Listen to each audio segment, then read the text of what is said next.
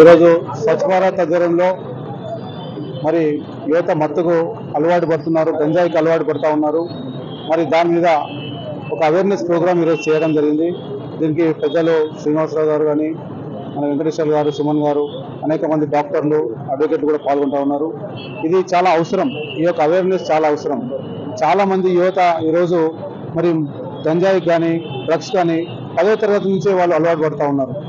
చాలా మంది తల్లిదండ్రులు బాధపడతా ఉన్నారు, తల్లిదండ్రులను కొడుతూ ఉన్నారు, పోయి కొట్లాడుతూ ఉన్నారు, పొద్దున లేవట్లేరు, స్కూల్కి పోవట్లేదు, కాలేజీకి పోవట్లేదు, రోడ్ల మీద తిరుగుతూ ఉన్నారు.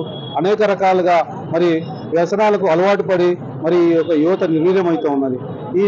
దీని నుంచి కాపాడాలంటే ముఖ్యంగా తల్లిదండ్రుల నుంచి మొదలు కావాలి. మన పిల్లలు ఎక్కడ పోతా ఉన్నారు, స్కూల్కి పోతున్నారా లేదా చూసుకోవాలి. స్కూల్ నుంచి వచ్చిన తర్వాత ఎక్కడ పోతున్నారు, వాళ్ళ ఫ్రెండ్స్ ఎవరు, వాళ్ళ ఫ్రెండ్స్ ఏం చేస్తూ ఉన్నారు, వాళ్ళు ఏ రకంగా ఇంటి నుంచి బయట పోయి వచ్చేటప్పుడు ఏ రకంగా వాళ్ళ ముఖ కవళికలు తెలిసిపోతాయి, వాళ్ళ ప్రవర్తన తెలిసిపోతుంది.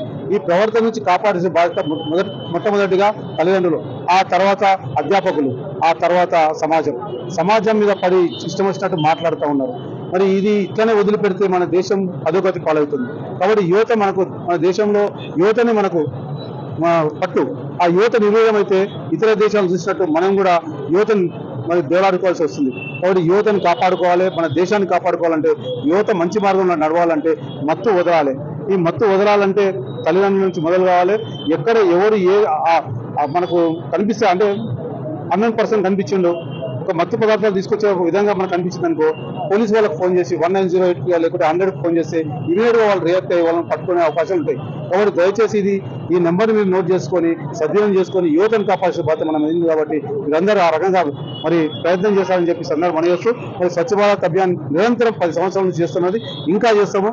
స్వచ్ఛ భారత్ ఎప్పుడు కూడా ప్రజల కోసం, యువత కోసం ఉంటుందని చెప్పి సందర్భం మనయేస్తాం.